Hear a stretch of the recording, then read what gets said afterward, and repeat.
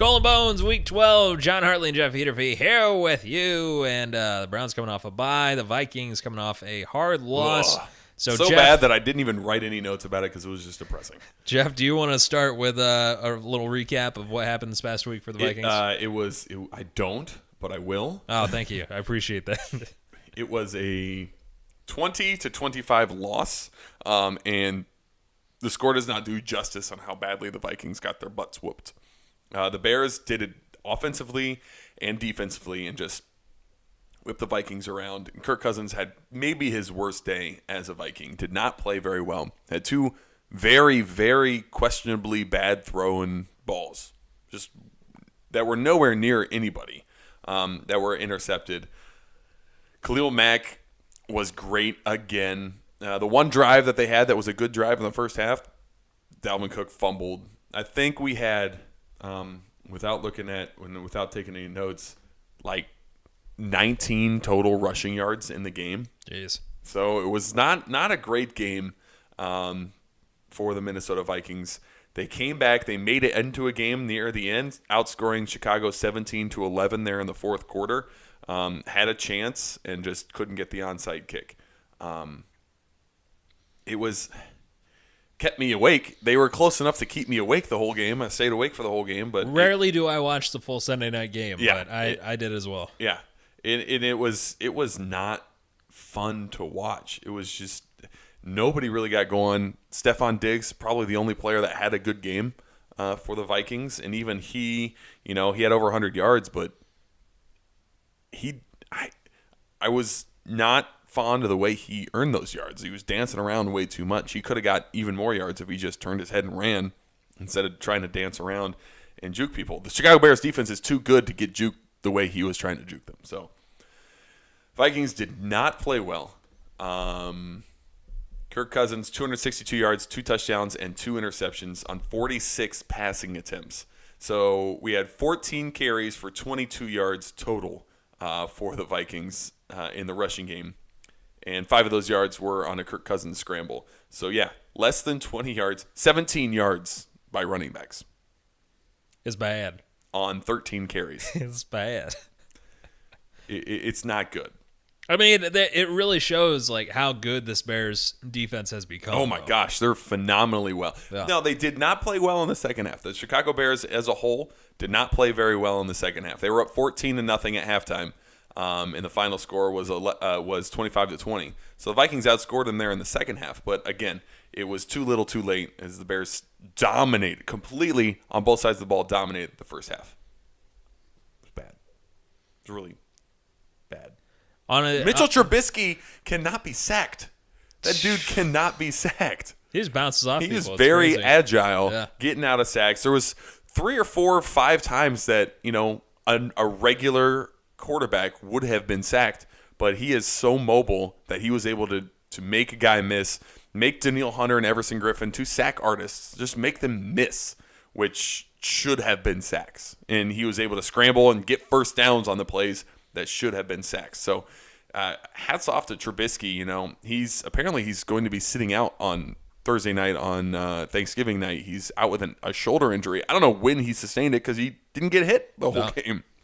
So I don't know when that happened, but Trubisky played well despite only throwing for 165 yards, 1 touchdown, and 2 interceptions. He seemed to be he had a 43 rushing yards throughout the game. So that's what made him play well. The Vikings defense did not play poorly. Let me make sure that comes out, because despite the score, 25 points led up, I think there was a defensive touch. There was a pick 6 thrown. So the Vikings defense did not play poorly. They were just on the field so often, as they've been throughout the season, on the field so much, because the offense is really feast or famine. It'll be great for one quarter, and the next quarter they'll have 2, 3 and outs. That's just the way that the offense has been, and that is what made Mike Zimmer say this week, maybe the offense playbook needs to be slimmed down a little bit. Maybe there's too much in there. The offense is thinking too much. Simple it up and play better on offense, and that's the only thing this team needs. The defense has shown up. The 2017 Vikings defense has shown up here in this second half of the season. Just gotta simple it up. Yes. Don't simplify. Just simple it up. KISS. Keep it simple, stupid. So, in Simple it terms, you have not experienced like so many emotional, traumatizing losses as I have, because you've been a Vikings fan, and that's fine. Where would this rank for you in terms of being a hard loss to take? So, are we saying like heartbreaking losses, like you miss a field goal to lose the game, or are we saying this like we got our butts whooped loss? I think this is more in the second, where we got our butts kicked. We shouldn't have won at any point in this game. Do we deserve to win? I think that's what this one qualifies as. Not like a heartbreaking loss, because I've been a part of many of those heartbreaking losses for Vikings fans. So this one's more of we got our butts kicked, and even though the score looked close, it really wasn't. I think that's kind of where it falls in for me. That's fair. But we are still, if the playoffs started today, we'd be the 6th seed. Yeah, 5-4-1. There's wild card. There are only 6 teams with a winning record in the NFC. That's sad, isn't it? A little bit. What else you got, Vikings wise? Browns are on a bye, so there's not. Other than going into this week, this will be another Sunday night game, which I've already said they're 0-3 in primetime, are the Vikings, with losses on Thursday night to the Los Angeles Rams, on Sunday night against the New Orleans Saints, which I went to that game, and then now on Sunday night against Chicago. This one will be at home against the Green Bay Packers, whom they tied there in week 2 in Green Bay. This one at home against Green Bay. Hopefully the Vikings get a little bit healed up. I know Anthony Barr has been out the past couple of games. He's already said he's going to be playing in this game. The offensive line kind of hopefully getting a little healed up a little bit. I think the Vikings, I haven't looked, I believe that they are favored in this game, and I think they should be. Packers have not played well this season for whatever reason. They finally have a running game, and they haven't been able to play well. So that's why Aaron Jones has been playing great.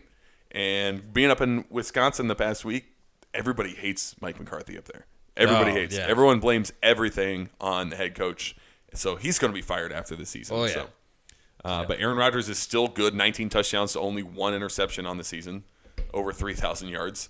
Aaron Jones has over 500 yards rushing and 5 touchdowns. So it's been a good season, but they just can't seem to get it together. 4-5-1. They can still come out and make a playoff spot, but they would essentially be eliminated with a loss here to the Vikings. And what better way than to knock out the Green Bay Packers? That's the best win that you can get on this season, is to keep them out of the playoffs. Yeah, I mean that would be pretty darn sweet. Adam Thielen becomes the first Viking since Randy Moss to get back-to-back 1,000-yard seasons. He is on his way to another Pro Bowl. 85 receptions, 1,013 yards, and 7 touchdowns on the season. Stephon Diggs going to be healthy this week? Yeah, he'll be good. Okay, I picked him up in the Guillotine League. You can play him. He was available. You could play him. Did you do it on waivers, or did you just pick him up? I just picked him. I forgot about waivers this week. Like I looked at the list yesterday. Gordon. I was like, I picked up Josh Gordon and Odell. Looking at Odell's stats, a better choice there, but Eli is tough. You never know which Eli's going to show up. Josh Gordon, looking at his last 4 games, though, he's had a couple of good he's had over 100, 130 in one game, 120 in another game. He's had a couple of good games. So, but I'm playing Odell over Josh. Josh is the only player on my bench that is playing this week. And honestly, I was unsure how I was going to feel if Josh Gordon started playing well for the Patriots. Was it going to be? It's a very quiet playing well. Right. He only gets the ball he gets 4 receptions a game, but what he does with those 4 receptions. And I mean, I've experienced some of this before, where if somebody fools you so many times, you just never trust them again. Mm-hmm. And everything they do, regardless of what happens, you just assume the worst. It's like, well, you're lying to me again, and you just can't ever trust them again. So I think that was the main reason the Browns let him go. I'm glad that he is actually playing well in New England. Obviously, if he has the Super Bowl winning touchdown, I'm going to be a bit mad. But the only thing that ever gets me mad about it now is when people are like, "Oh, why'd the Browns let him go again? They're so stupid, Browns being Browns." Like that gets so old. So like, yeah, I get it. On the outside, it looks like it's a bad decision, but for the Browns and the organization, like they got rid of Michael Kendricks. Seahawks signed him for 2 games and then he got suspended by the NFL. Mm-hmm. So it was really just we're not going to put up with this. We're not going to let people be shady all the time. So yeah, I guess that's my little rant on how I think Josh Gordon's doing. I'm glad he's doing well. The actual quote from Mike Zimmer was, "The Vikings have too much volume in the playbook, in the offensive playbook." He said it way better than I did. Yeah. A lot of volume there. Other coaching things for the Browns. Hugh Jackson will be on the sideline with the Bengals. On the other side. Here against the Browns. And quarterback Baker Mayfield was asked today if Hugh being over there has an advantage for the Bengals regarding the offense. Baker said no. He was asked why, and he's like, just no. So now everybody's like saying, oh, he's throwing some major shade toward Hugh Jackson, which I think it proves what I talked about a couple weeks ago, that Baker didn't really like Hugh Jackson. Hugh Jackson didn't know how to talk to Baker. Yeah. And like Baker even talked about it a bit more, saying, like, oh, he's a real nice guy. Like, he talks to you, makes sure that you have what you need. And I think all of that was said in kind of he's a great guy, bad coach. Sure. Like, so bad at his job that he maybe good assistant coach, but bad head coach. I don't know. I've played. Bengals are 0-1 with him on the sideline. And he's got like a special assistant to the head coach. It's not like an actual assistant. He's just there for this game. Assistant to the regional manager. Right. Yeah. Right. I've played for a good assistant coach, bad head coach in high school. I would classify our high school football head coach that way. He would have been a great defensive coordinator, but he was just not a good head coach. And you'll have that. That's where some people reside, and you have to go through that to realize. You have to go through being a head coach to realize, well, maybe I'm not a great head coach. I am much better when I only have to worry about this instead of worrying about everything. Some people just aren't cut out to be the CEO. They're just a good manager. Like you. Exactly. We've got some people don't want to be the CEO. I don't want to be the tippy top of the head. Yeah. I want to, I like to be the assistant. Yeah. Terrence Mitchell. Still like to be in power, but not all of the power. Cornerback Terrence Mitchell got his cast off, and he will be back sometime here in 2018. Probably going to be able to play the last 4 games of the season, so that's exciting. Joe Schobert is back as well, and so that's helpful. I met his uncle. Huh? His uncle lives here in Delaware. Joe Schobert's uncle? He owns those oil shops? You can buy a bunch of different flavored oils. He owns like olive oil. Yeah, like olive oil. You said oil shop. Different oils. I was like a car oil? Do they have car oils? And then he said that you can taste, and I was like, what? What? Sorry, what is olive happening? oils. Yeah. Yes. Olivino in Delaware. It's there's some delicious ones, so I recommend checking that out. Very nice. Clay Matthews.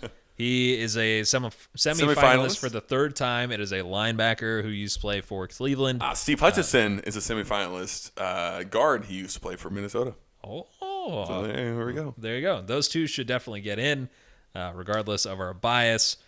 And one big coaching thing that came up this week was Adam Schefter said that a league source told him that the Browns would be interested in talking to Condoleezza Rice. Why? Why is this a thing? So, there are a few pieces of this, okay? So, that comes out, and God, why? John Dorsey then releases a statement saying, she's a great leader, she's a great person, we're not considering her for anything. Good. I didn't... And Condoleezza Rice came out and said, I love the Browns, they're my favorite team, I would not want to be a head coach right away. I would, at some point, like to be some sort of assistant coach. That's fine. And that led to some good, constructive conversation. And, she's like, I don't want to be the head coach of the Browns. Maybe a player too, but I don't really want to be head coach. And so the thing that's bizarre to me is, where did this come from? She is on the College Football Playoff Committee. Right, I understand that. And she knows more about football than you or I do. Debatable. She knows more about the inner workings of a league. Sure. And of Definitely. college football and what teams are good and what teams are not good.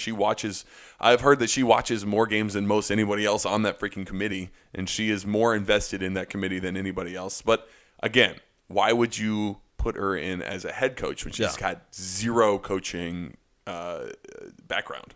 Yeah, and it's, again, the thing that is crazy to me is that Adam Schefter brought this up. So Adam Schefter so it's true. Well, it's true, but because anybody can say a league source, Right. It could have been Hugh Jackson walking out the door Correct. saying, "Oh, by the way, I know that the Browns were looking at Condoleezza Rice as potential." I wouldn't be surprised if that was the case, just because Hugh Jackson seems like that kind of guy that would be a little bitter. Yeah. So I don't know where this came from. I don't think it came from Dorsey. If there's maybe one way that this came from John Dorsey, and that is through somebody else that he didn't trust. As like, I'm telling you this in confidence. Don't tell anyone else. Just to try and find the rat? Exactly. So, like, you tell your underlings, this story, and you give each of them... Has anybody been fired this week? No. You give each of them, like, some person that is yeah. never going to have a chance of being a head coach, and you see which one of those stories comes out. Sure. So maybe. I don't know. That's the only thing that makes any sense in all of this to me. What makes me angry is all of the tweets and all the articles like, Browns are back to being standard Browns. They were going to be a contender. Happened. Exactly. It was just a rumor, but it was such a bad rumor. It was so bad. And so bad if true. there's another Browns rumor. This one is more Browns fan related. Paul Brown UK. He has a podcast. He's a big Browns fan. And this week, I don't know what happened during the bye week, but there were several fans on Monday on Twitter saying that Paul Brown UK is a fake fan. Like, he doesn't even like the Browns. It's all just trolling and doing this for publicity. And essentially what had happened is that on Twitter, I know you're not big on Twitter. Super big Twitter guy. But he had unfollowed a lot of people. And a lot of people then took that as, well, he doesn't really care. He's not a true Browns fan. Which, no, you call the herd at some point. Like, you follow a bunch of people, and then as people are talking about only politics or only something else, you're like, well, get out of here. I'm done with you. So he did actually freeing. Unfollow us and refollow us. Us? Yeah. I was sticking up for him, though. I mean, I'm not going to accuse him of anything because, I don't know. Like, why would you choose the Browns to be a fake fan over? Yeah. And so somebody's like, well, he lost a bet. Like, he's all in on this. Yeah. On losing a bet? How long can you be losing a bet? How long has he been a big super fan Twitter guy? From the beginning of this season. So it's only this season.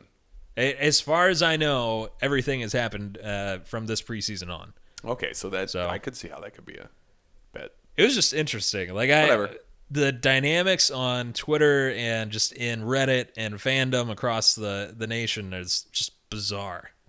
Like, some people just get ideas in their head, man. This week, the Browns will play the Bengals. I'm very excited for this game, and partially because Hugh Jackson is on the opposing side, and we get to really shove it in his face how big of an idiot he was. His booty. Eat his booty? Beat his booty. I was like, whoa. I don't think I want to do that. A little sensual. A little sexual.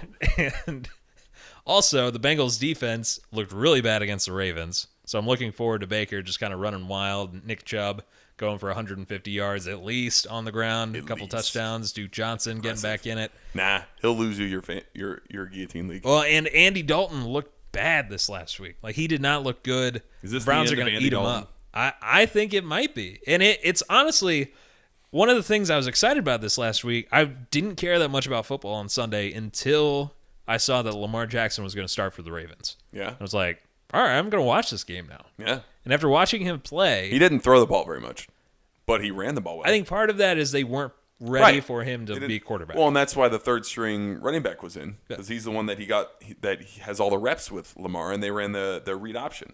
Which they ran it well. Good. They ran it well. So I don't know. Like, I'm excited for what's coming in the AFC North. Big Ben is getting old. I think he's about done. Andy Dalton is getting old and bad. Joe Flacco is pretty much out. So you have Baker, you have Lamar, and then whoever ends up being the rookies for the Steelers and the Bengals. Yeah. And so it's a whole new wave of quarterbacks that are going to be leading these teams. Mason Rudolph. is there for the Steelers already. Is he? Yeah. Okay. He was drafted this year. Yeah, he's like a Big Ben clone. Right. Kind of. So, yeah, I'm very excited for this week in Browns football, and I'm hoping that they can do it. New York Times, I think it was, had a whole, like, what needs to happen for the Browns to go to the playoffs. And there was a whole generator of, like, really? you choose all of these games throughout the rest of the season, and we'll tell you the probability that gives the Browns to make the playoffs as a wild card contender. Yeah, it's close. You don't need that much. You don't need as much as you would need last year. I mean, really, they got to win out. So they got to win the next 6 games, and then they have a really good shot of being a wild card team. Anything other than wins, that, 9 wins. It's going to be real wins. Close. Yeah. So they would have 9 wins if they win out. I don't know. The AFC is tough this year, man. The AFC is a good conference this year. Well, AFC, yeah. I thought you said AFC North, and I was like, you want to check that? The AFC in general, because the Steelers are going to win the AFC North, unless they lose out and the Browns win out. Yeah, we'll see what happens. It's going to be a good week. It's going to be a lot of turkey, a lot of football, a lot of more turkey. Yeah. A lot of more turkey. A lot of more turkey. Yeah, dude, mashed potatoes. What is your favorite side dish? All the talking heads have been doing this, so it's our turn. What is your favorite side dish? This is coming out on a Friday, so it won't matter a whole lot. Mashed potatoes. What's your second favorite side dish? Top 2. I don't know. What's your first favorite? I gotta think this one through. Mashed potatoes clearly is the best. The one I continue thinking about long after Thanksgiving is stuffing. I hate stuffing. I love am not stuffing. a stuffing fan. I'll have to save you some of Jackie's stuffing. She makes this sausage stuffing. So good. Green bean casserole is good. I enjoy green. Although Amanda's aunt makes green bean casserole, except it's broccoli. So it's broccoli casserole. Interesting. And it's really good. It's delicious. That's what we're bringing this year is green bean casserole. What do you make it? Or you're hosting, right? No, we are going in Bexley. My uncle lives in Bexley. We're going there. Well, that's not far away, though. We're taking mac and cheese. Mac and cheese. Yeah. Also, weird Amanda's family thing. They always have a thing of lasagna, and I'm just to have something different than turkey. So that's weird. Yeah. The sweet potato casserole is good for dessert with the marshmallows on top. That's always a good thing. I can take it or leave it. I like. But definitely load the plate with turkey, gravy, and mashed potatoes. So that is like 2/3 of my plate, and then like 3 little small things of other things. Nice. Oh, I remembered it. Corn pudding. Corn pudding is delicious. Yeah, I do love corn pudding. Yes. City Barbecue has one of the best ones in Columbus. My mom makes the best one in Columbus. Well, yeah, I'm sure Susie does. Like, I would much rather have a homemade corn pudding over, like, bought at a restaurant. But I'm just saying, in terms of what I can go buy, fair. Unless you're bringing me tubs of corn pudding that she's made. She always makes way too much. Oh, well, how about I bring you some of the sausage stuffing, you bring me some of the corn pudding, and it'll be a trade. Yeah, but you like corn pudding. I don't like stuffing. But you haven't had this one. It is sausage stuffing, so that changes things. So I love sausage. Yeah. Love sausage in my mouth. Yep. That'll do it for Skol and Bones this week. Be sure to tune in next week. We'll have more on the Browns, more on the Vikings, as we always do. And until next time, I'm John Hartley. I'm Jeff Peterfee. Saying go Brownies. And Skol Vikings.